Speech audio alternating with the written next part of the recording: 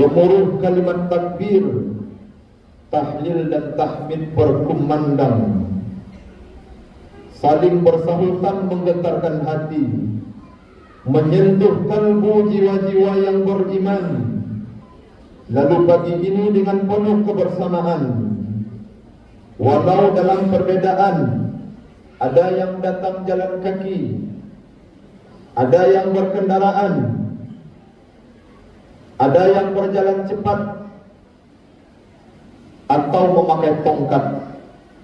Baik laki-laki dan perempuan, tua dan muda, yang sedih atau gembira, semua datang berjamaah hadir ke masjid yang mulia ini, menghidupkan sunnah sebagai bukti cinta kepada Rasulullah sallallahu alaihi wasallam. Mengawali khutbah Aidil Adha kita pada siang menjelang, pada pagi menjelang siang ini, mari sama-sama kita perbaharui dan kita tingkatkan bentuk syukur kita kehadirat Allah Subhanahu wa taala. Rabb yang sudah memberikan segala yang kita inginkan, Rabb yang sudah mengabulkan cita-cita kita, Rabb yang sudah memenuhi setiap kebutuhan kita. Maka sebagai hamba yang taat, sebagai hamba yang tahu diri, maka harus senantiasa setiap waktu, setiap saat, setiap kesempatan yang ada dalam rangka bersyukur atas nikmat Allah. Jangan sampai kita seperti yang Allah gambarkan dalam surat Ar-Rahman, فَبِأَيِّ آلَاءِ رَبِّكُمَا تُكَذِّبَانِ.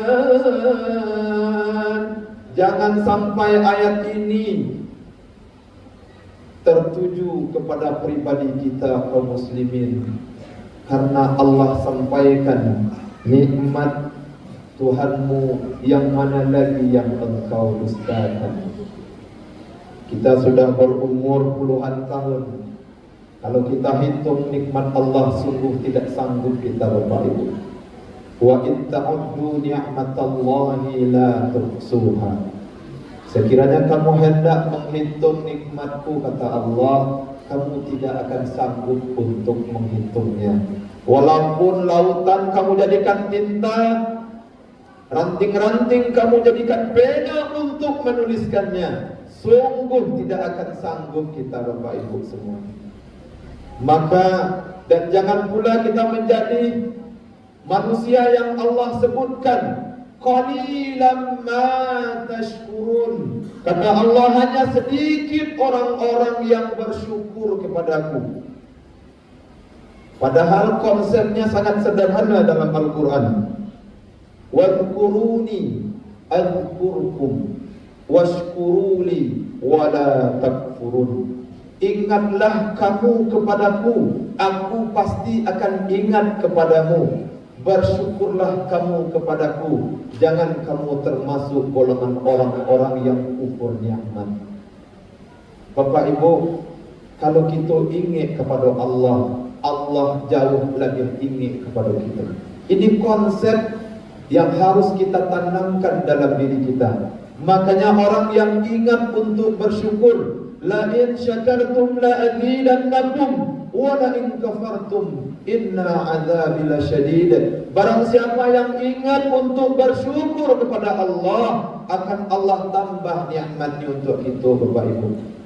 Jangan pernah ragu untuk bersyukur, jangan pernah bimbang dan jangan pernah berat untuk senantiasa membiasakan lidah kita bersyukur, melakukan perbuatan dengan bersyukur kepada Allah. Lidah bersyukur dengan kalimat tahmid, alhamdulillahirabbil alamin. Hari ini saya masih bisa salat Id berjamaah di masjid.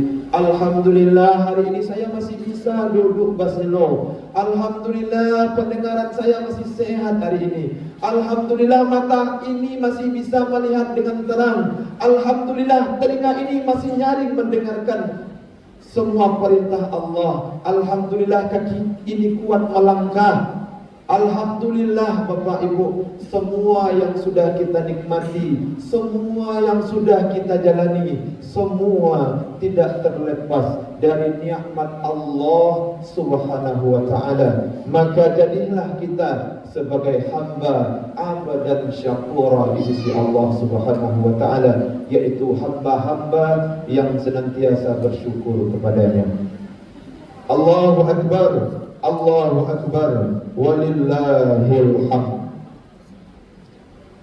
Kemudian kita juga berdoa kepada Allah Subhanahu wa taala, semoga salawat dan salam tercurahkan buat junjungan kita, yakni baginda Nabi Muhammad sallallahu alaihi wasallam. Allahumma salli ala Muhammad wa ala ali Muhammad. Semoga salawat yang senantiasa kita senandungkan, salawat yang senantiasa kita ucapkan setiap hari, setiap malam, mampu nanti menjadi syafaat di yaumil akhir nanti. Ketahuilah kaum muslimin, tidak dari 124.000 nabi, hanya Nabi Muhammad sallallahu alaihi wasallam yang Allah berikan keistimewaan yang disebut dengan syafaatul uzma, syafaat terbesar, hanya diberikan untuk umat Nabi Muhammad. Kitalah umat Nabi Muhammad, Bapak Ibu sekalian. Maka setiap sendi-sendi kehidupan kita, jangan lupa kita bersalawat kepada baginda Nabi Muhammad sallallahu alaihi wasallam. Setidaknya salawat dan salam yang wajib kita baca, kita tunaikan dalam salat fardu 5 waktu sehari semalam. Itu salawat yang wajib, tak boleh awak tinggalkan Bapak Ibu. Karena salawat adalah rukun salat yang 13. Maka kalau kita kurang bersalawat, tentu syafaat akan jauh bagi kita di yaumil akhir nanti. Kita akan terkatung-katung mencari pertolongan. Di saat itu tidak ada suatu pertolongan kecuali syafaat baginda Nabi Muhammad sallallahu alaihi wasallam. Allahu akbar, Allahu akbar, walillahil hamd. Kaum muslimin jamaah salat Idul Adha rahimakumullah, izinkan khatib menyampaikan judul khutbah sesuai dengan ayat yang sudah kita bacakan di awal khutbah tadi, dengan sebuah judul mentauladani keimanan baginda Nabi Ibrahim alaihi salam. Dalam Al-Quran Allah katakan, laqad kana fi Ibrahim uswatun hasanah. Sungguh kata Allah, di dalam diri Ibrahim itu terdapat contoh teladan yang baik bagimu. Nabi Ibrahim kita kenal adalah Nabiullah Khalilullah, Nabi kekasih Allah yang banyak ditempa ujian, tapi tetap taat dan patuh secara total kepada Allah Subhanahu wa taala. Kalau kita berbicara tentang kisah Nabi Ibrahim, sungguh banyak hal-hal pelajaran yang bisa kita ambil. Dalam kesempatan yang singkat ini, kita mencoba mengambil suatu pelajaran dari sisi keimanan Nabi Ibrahim alaihi salam. Allahu akbar, Allahu akbar, walillahil hamd. Bapak-bapak, ibu-ibu kaum muslimin jamaah salat Idul Adha rahimakumullah. Kalau kita berbicara tentang keimanan Nabi Ibrahim, sungguh kita nanti akan merasa malu Bapak Ibu. Kisah ini diawali ketika Nabi Ibrahim menginjak usia remaja. Beliau sangat cerdas. Beliau sangat menggunakan rasionalnya untuk berpikir, sehingga beliau mencari siapa sebenarnya Tuhan yang berhak untuk disembah. Karena di dalam keseharian Nabi Ibrahim, ayahnya sendiri yang bernama Azar adalah seorang tokoh termasyhur, seorang tokoh pembuat patung terkenal. Bahkan Nabi Ibrahim berkata kepada ayahnya, "Wahai ayahku, engkau membuat Tuhanmu sendiri, lalu engkau sembah, apakah dia bisa menghadirkan? Apakah dia bisa memberikan pengampunan? Apakah dia bisa menolongmu nanti? Kalau kita lihat dalam surat Al-An'am, dimulai dari ayat 76 sampai 79, mengisahkan ketika Nabi Ibrahim melihat bintang. Hadza Rabbi, inilah Tuhanku.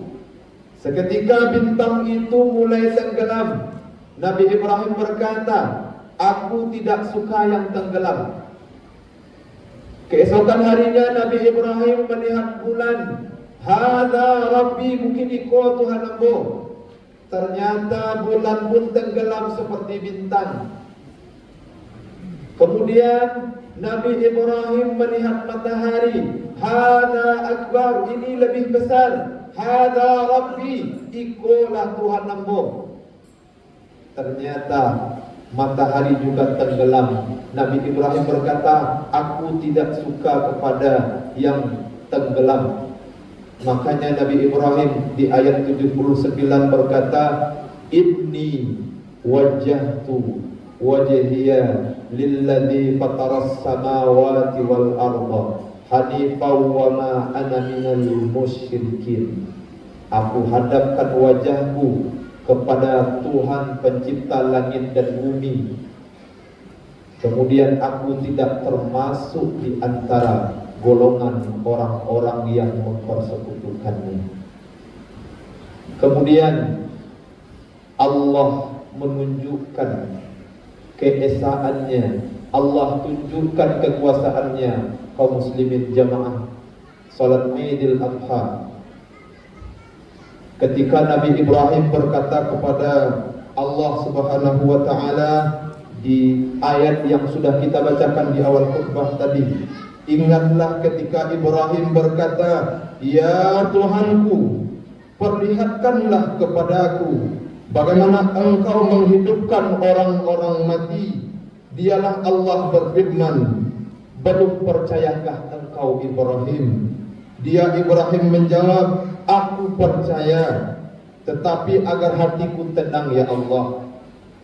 Dia Allah berfirman, kalau begitu ambillah 4 ekor burung, lalu dekatkanlah kepadamu, potong-potonglah bagian burung-burung tersebut. Ke-4 ekor burung itu dipotong oleh Nabi Ibrahim, bulu-bulunya berserakan. Nabi Ibrahim tidak bisa membedakan mana tubuh antara setiap burung tersebut. Lalu Allah perintahkan, lalu letakkanlah di atas setiap bukit bagian dari tiap-tiap burung yang sudah engkau potong tersebut. Lalu Allah perintahkan kepada Nabi Ibrahim, wahai Ibrahim, panggillah mereka. Bayangkan Bapak Ibu sekalian, ketika Nabi Ibrahim membunuh 4 ekor burung yang Allah perintahkan, lah dicincang-cincang bagian tubuh dari 4 ekor burung ini, lalu ditaruh di 4 bukit yang saling berjauhan. Lalu Allah perintahkan dengan isyarat, Ibrahim panggil mereka. Maka burung-burung tersebut setelah Nabi Ibrahim memanggil, seketika utuh kembali hidup menemui Nabi Ibrahim alaihissalam. Ini bentuk kekuasaan Allah yang Allah perlihatkan kepada Nabiullah Ibrahim alaihissalam, sehingga setelah ini Nabi Ibrahim tidak ada lagi keraguan atas kekuasaan dan keesaan Allah Subhanahu wa taala. Sehingga dalam kisah yang kita baca terkait Nabi Ibrahim alaihissalam, beliau sangat totalitas dalam beribadah, sangat totalitas dalam berjuang, sangat totalitas dalam mengorbankan apapun yang dia cintai. Kalau kita berbicara tentang keimanan, maka iman itu akan terlihat dalam pembuktian kita sehari-hari kaum muslimin. Jangan kita mengaku beriman hanya di mulut, tapi dalam kenyataan tidak beriman, maka Allah singgung kita melalui firman-Nya, wa minan nasi man yaqulu amanna billahi wa bil yawmil akhir wa ma hum bimu'minin. Jangan salpu ayat kuat, Bapak Ibu sekalian. Kita mengaku orang yang beriman, kita mengaku orang yang percaya, tetapi kepercayaan itu hanya terlontar lewat lisan saja. Iman itu butuh pembuktian. Lalu pertanyaannya, apa itu iman? Iman itu secara sederhana maknanya wa tasdiqu biqalbi wa taqulu bilisan wa amalu bil arkan. Tiga hal ini mesti ada kalau kita disebut sebagai orang yang beriman. Wa tasdiqu biqalbi, menanamkan dalam hati, mentasdikkan dalam hati kita bahwa kita beriman kepada Allah. Wa taqulu bilisan, wa ucapkan dengan lisan. Wa amalu bil arkan, kita buktikan dengan perbuatan. Sekarang pertanyaannya, level iman kita baru tahap mana? Apakah tahap sekedar meyakini dalam hati, atau di tahap sebatas lisan, atau sudah sampai di level perbuatan? Nabi Ibrahim alaihissalam selaras antara hati, lisan dan perbuatan. Apa buktinya? Nabi Ibrahim karena totalitas keimanan yang luar biasa, ketika Allah hadirkan dalam mimpinya, ketika Allah perintahkan untuk menyembelih anak kandungnya sendiri. Kalau kita lihat sejarah kaum muslimin, Nabi Ibrahim itu sulit sekali mendapatkan keturunan. Puluhan tahun Allah uji, tidak diberikan keturunan. Tetapi Nabi Ibrahim tetap yakin Allah pasti akan memberikan keturunan kepadanya. Walaupun tidak punya anak, Nabi Ibrahim selalu berdoa, Rabbi habli minas salihin. Nabi Ibrahim senantiasa mengucapkan doa tidak putus-putusnya kepada Allah. Ya Tuhanku, berikanlah aku keturunan orang anak-anak yang soleh. Lamu dapat keturunan, lalu Allah anugerahi dia keturunan, diuji pula. Wahai Ibrahim, Allah perintahkan kepada Ibrahim untuk mengasingkan, untuk mengantarkan anaknya ke suatu negeri yang antah berantah, ke suatu negeri yang tidak ada penduduknya, yang kita kenal dengan hari ini Makkah Al-Mukarramah.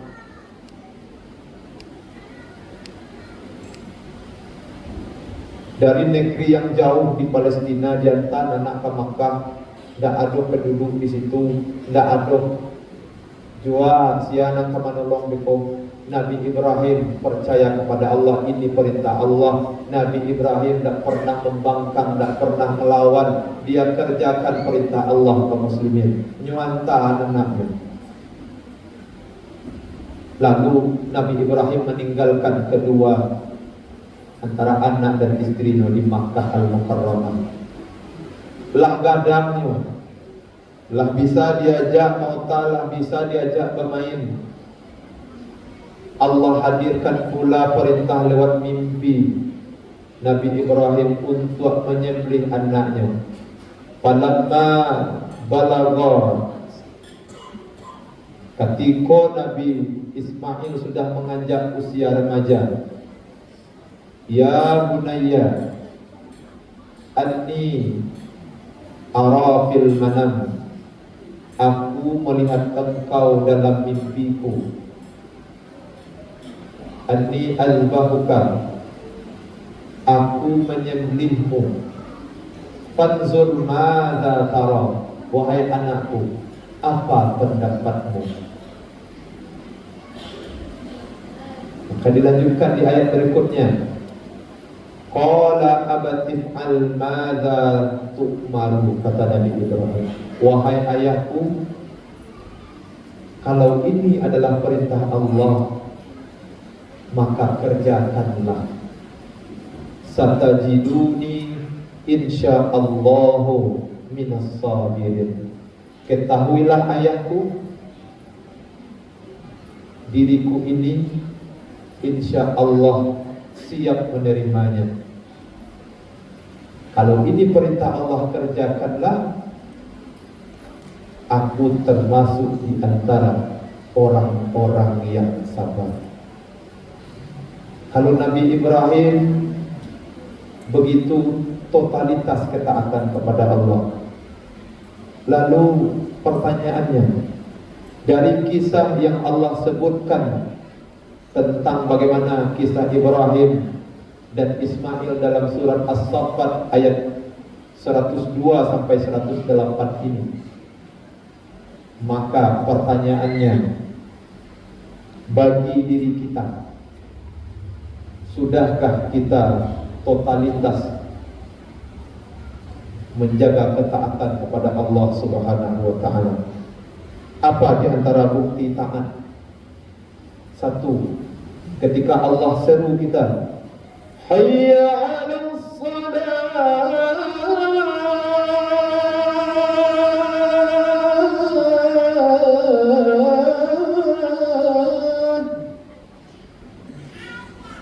mari kerjakan salat. Ketika seruan ini terdengar oleh telinga kita, di mana posisi kita kaum muslimin? Di mana posisi kita kaum muslimin? Apakah azan berkumandang, Allah panggil kita untuk beribadah? Apakah kita sibuk dengan aktivitas kita? Apakah Allah masih sibuk di kantor? Apakah kita masih sibuk dengan usaha?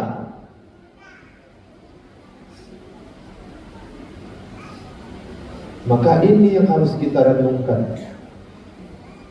Di bulan yang mulia ini, bulan Zulhijjah, banyak peristiwa-peristiwa mulia yang Allah hadirkan. Kalau Nabi Ibrahim memang dikisahkan mencari kebenaran akan Tuhan, hari kini awak nak mencari Tuhan ini.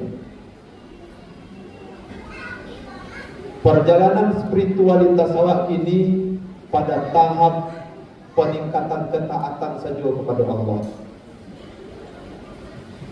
Azan berkumandang memanggil awak, kemarilah kepada Allah. Tapi awak terkadang lalai, terkadang seolah-olah menduakan Allah dengan yang lain. Cuba bapak ibu panggil anak, nak kemarilah nak. Anak awak sibuk saya main HP.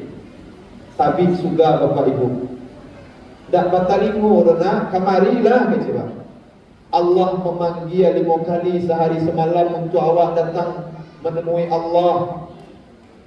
Tetapi banyak kita seolah-olah bekolah ya Allah, tunggu para Joko selesai dulu, tunggu ikut gantung ya Allah, ambo sedang memasak ya Allah, ambo sedang menyusui ya Allah, ambo sedang menulis ya Allah, ambo sedang modeko ya Allah, bekolah sebentar lagi 1:30 lah. Tiba 1:30, tiba pula tamu. Abikolah jam 3. Alah di hujung-hujung waktu baru solat. Lah di hujung-hujung waktu baru ingat Allah. Ketika Allah hadirkan sebuah ujian, sebuah musibah, dak tanggung minta ampun kepada Allah, berlinangan air mata siang dan malam. Ya Allah, apa salahmu ya Allah? Lah taat ambo kepada Engkau ya Allah, lah banyak infak ambo ya Allah, lah banyak sedekah ambo ya Allah. 5 kali sehari semalam ambo beribadah kamu saja ya Allah. Mengakomodi kau ujian yang Engkau timpakan ya Allah. Sedikit Allah uji, ratapannya luar biasa. Ketika Allah hadiah banyak rezeki, ketika Allah hadiah banyak kemudahan, di mana posisi yang berlaku? Maka hari ini keimanan kita sedang diuji oleh Allah.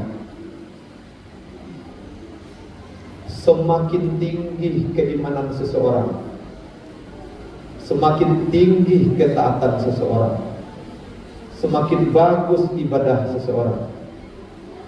Jangan Bapak Ibu punya prasangka setan laknatullah, iblis laknatullah akan berhenti berjuang menggoda awak. Semakin taat awak, semakin kuat iman kau Bapak Ibu, semakin soleh soleha awak, godaan semakin luar biasa akan hadir di awak.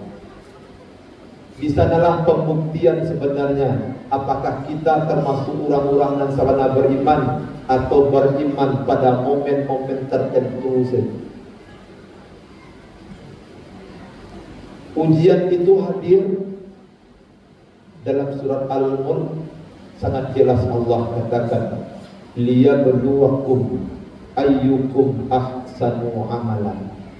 Ujian, cobaan hadir Allah hadiahkan untuk mengukur, untuk mengevaluasi sebagus ma amal soleh wak kepada Allah.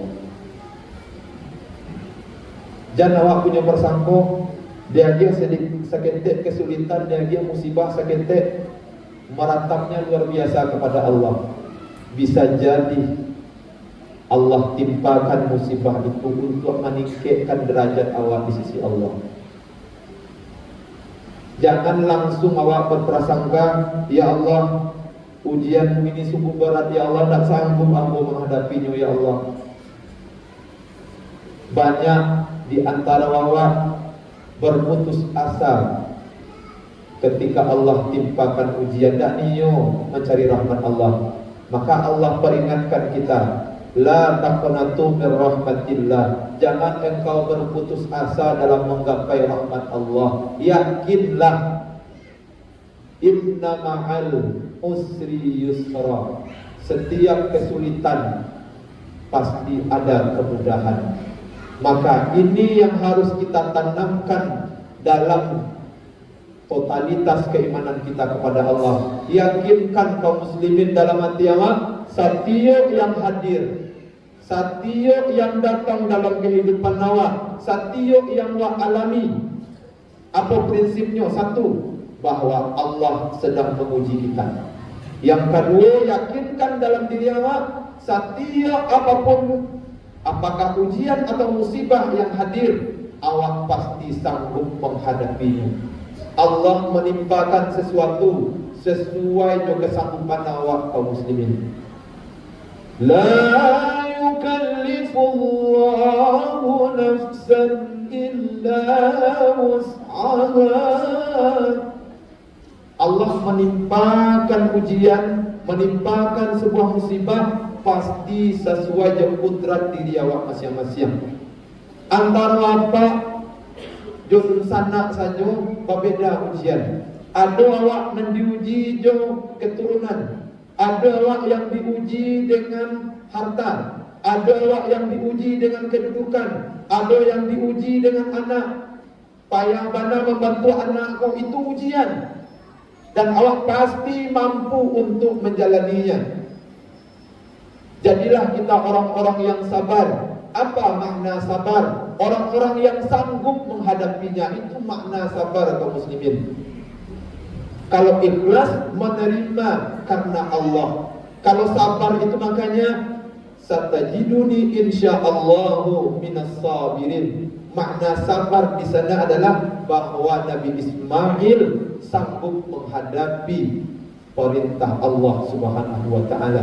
Banyak cobaan awak, banyak ujian awak kini, yakinkan dalam hati awak dengan iman awak, ambo kini sedang diuji, ambo pasti bisa melaluinya. Insya Allah ujian akan berlalu, derajat iman awak akan meningkat.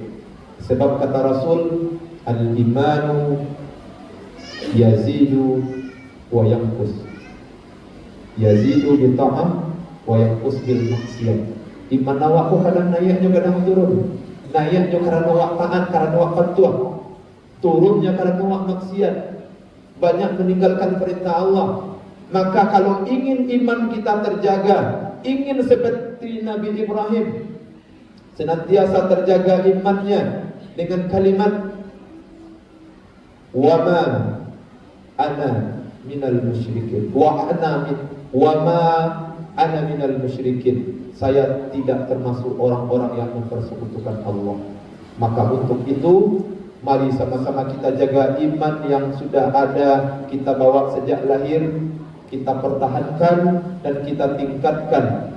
Untuk meningkatkannya Allah sampaikan dalam surat Al-Anfal, wa idza tuliyat 'alaihim ayatu zadatuhum imanan. Kalau Bapak Ibu ingin meningkatkan iman, bacalah ayat-ayat Allah. Ayat-ayat Allah ada dua, ayat kauniyah dan ayat kauliyah. Kauniyah yang terhampar di permukaan bumi ko, alam takambang jadi guru.